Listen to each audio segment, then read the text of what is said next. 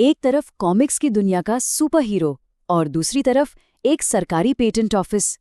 इन दोनों का आपस में क्या लेना देना हो सकता है ना? लेकिन क्या होगा अगर मैं कहूं कि किसी ने सच में टोनी स्टार्क के आयरन मैन सूट का पेटेंट करा लिया है? सुनने में बिल्कुल किसी फिल्म की कहानी जैसा लगता है, पर आज हम इसी की पड़ताल करने वाले। तो सवाल ये उठता है कि क्या वाकई में ऐसा हो सकता है? क्या कोई आयरन मैन सूट जैसी किसी चीज पर अपना कानूनी हक जमा सकता है? जवाब है हाँ, और ये कहानी जितनी सोची जा सकती है उससे कहीं ज्यादा असली है। और सुनिए, ये कोई मजाक नहीं है, ये है एक असली अमेरिकी पेटेंट एप्लीकेशन जिसका टाइटल है आयरन मैन सूट। साल 2011 में मनु मित्रा नाम के एक इन्वेंटर ने इसे फाइल किया था। तो चलिए इस डॉक्यूमेंट के पन्ने पलटते हैं और देखते हैं कि इसके अंदर क्या-क्या छिपा है। तो ये सिर्फ कोई कहानी या कल्पना नहीं है, ये एक पूरा डिटेल्ड इंजीनियरिंग डॉक्यूमेंट है जिसे कानूनी तौर पर प्रोटेक्ट करने के लिए बनाया गया है। आइए इस डॉक्यूमेंट को परत दर परत खोलकर देखते हैं और समझते हैं कि ये कितना असली है। अब देखिए, पेटेंट की भाषा थोड़ी मुश्किल तो होती है, टेक्निकल होती है, पर इसका मतलब बहुत सीधा सा है। इसमें एक ऐसे सूट के बारे में बताया गया है जो स्टील जैसी किसी मजबूत चीज से बना है, गोलियों से बचाता है और पहनने वाले को हाइड्रोलिक पावर देता है। कुछ जाना पहचाना सा लगा, है ना? तो चलिए सबसे पहले बात करते हैं उस चीज की जो आयरन मैन की पहचान है, उसका आर्मर, उसका कवच। ये सिर्फ एक मेटल का खोखला ढांचा नहीं है। पेटेंट में इसके डिजाइन की हर छोटी बड़ी बात को बहुत बारीकी से समझाया गया है।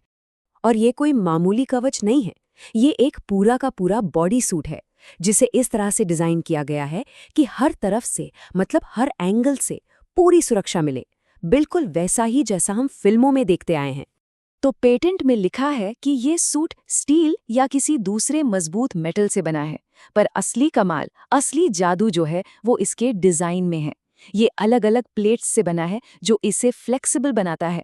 ये इंजीनियरिंग की एक बहुत पुरानी मुश्किल का हल है कि कैसे एक टैंक जितने मजबूत बने और साथ ही एक्रोबैट की तरह मूव भी कर सके। और जरा इसकी डिटेलिंग तो देखिए, ये सिर्फ एक हेलमेट का खाली स्केच नहीं है। इसके अंदर न्यूरल प्रोसेसर, ऑडियो सिस्टम, यहाँ तक के सेफ्टी सील तक के बारे में बताया गया है। मतलब हर एक छोटे से छोटे पुर्जे को बहुत ध्यान से डिजाइन किया गया है। अब एक और कमाल का डिजाइन देखिए, जो चेस्ट का आर्मर है वो छोटी छोटी प्लेट्स से बना है जो हिंजेस यानी कब्जों से जुड़ी हैं। इसका सीधा सा मतलब ये है कि पहनने वाला झुक सकता है, मुड़ सकता है और बड़ी आसानी से मूव कर सकता है, और वो भी पूरी तरह से सेफ रहते हुए। तो ठीक है, आर्मर तो बन गया, लेकिन बिना पावर के ये क्या है? बस एक महंगा सा मेटल का पुतला, है ना? तो अब बात करते हैं इस मशीन के दिल की, यानी इसके पावर सोर्स की।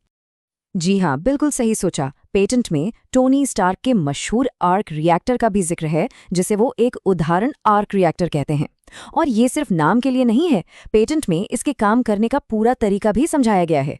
तो सवाल ये है कि ये काम कैसे करता है? भाई ये कोई जादू तो है नहीं। पेटेंट में एक ऐसा सिस्टम बताया गया है जो गर्मी को सीधे बिजली में बदल देता है। सोचिए, ये एक हीट सोर्स से शुरू होता है, फिर खास तरह के मॉड्यूल्स उस गर्मी को बिजली में बदल देते हैं और एक कूलिंग सिस्टम सब कुछ ठंडा रखता है। ये तो एक छोटा सा पावर प्लांट है जिसे सीने पर पहना जा सकता है। तो अब हमारे पास एक आर्मर्ड सूट है और उसमें एक पावर प्लांट भी लगा है। लेकिन इस पावर का क्या फायदा अगर उसे इस्तेमाल ही न किया जा सके? चलिए अब देखते हैं कि ये सूट पहनने वाले को सुपर हीरो जैसी ताकत कैसे देता है। और इसका जवाब है हाइड्रोलिक्स। पूरे सूट में एक हाइड्रोलिक सिस्टम लगा हुआ है जो पहनने वाले की ताकत को कई गुना बढ़ा देता है। यही वो चीज है जो आयरन मैन को सुपर स्ट्रेंथ देती है। पेटेंट में साफ साफ लिखा है कि ये पहनने वाले को असाधारण मैकेनिकल काम करने की ताकत देता है। आसान शब्दों में कहें तो ये सिर्फ मदद करने के लिए नहीं है, ये वो काम करने की शक्ति देता है जो एक आम इंसान के लिए नामुमकिन है। और ये पूरा सिस्टम इतना स्मार्ट है कि सोचिए, जैसे ही कोई कुछ उठाने की कोशिश करता है, सेंसर्स फौरन उस मूवमेंट को पकड़ लेते हैं। एक कंप्यूटर तुरंत हिसाब लगाता है कि कितनी पावर चाहिए और हाइड्रोलिक्स को एक्टिवेट कर देता है। ये शरीर का ही एक हिस्सा बन जाता है जो हर इरादे को समझता है। तो ठीक है, हमारे पास आर्मर है, पावर है और सुपर स्ट्रेंथ भी है, लेकिन टोनी स्टार्क का सूट सिर्फ लड़ने की मशीन तो है नहीं, वो तो एक चलता फिरता हाईटेक कमांड सेंटर है। तो चलिए इसके कुछ और एडवांस्ड सिस्टम्स पर भी नजर डालते हैं। मतलब ये सूट टेक्नोलॉजी से भरा पड़ा है। कम्युनिकेशन के लिए एंटेना है, देखने के लिए कैमरे हैं, खतरों का पता लगाने के लिए रडार है, और तो और ठीक आंखों के सामने एक डिस्प्ले पैनल भी है। ये सिर्फ एक कवच नहीं है, ये एक पहनने वाला सुपर कंप्यूटर है। तो आखिर में हम ये कह सकते हैं कि ये पेटेंट सिर्फ एक सूट का डिजाइन नहीं है, ये असल में कल्पना और इंजीनियरिंग का एक कमाल का संगम है। ये हमें दिखाता है कि कैसे कॉमिक बुक का एक क्रेजी आइडिया एक असली डिटेल्ड टेक्निकल प्लान में बदल सकता है। ये इस बात का सबूत है कि कल्पना ही आविष्कार की पहली सीढ़ी है। तो ये सब हमें एक बहुत बड़े सवाल पर लाके खड़ा कर देता है। अगर आयरन मैन सूट का ब्लूप्रिंट आज मौजूद है, तो कल क्या क्या मुमकिन हो सकता है? उड़ने वाली कारें या शायद टाइम मशीनें? कल्पना और हकीकत के बीच की जो लकीर है ना, वो हर दिन और भी धुंधली होती जा रही है। अगला बड़ा आविष्कार क्या होगा जो आज सिर्फ एक कहानी का हिस्सा है?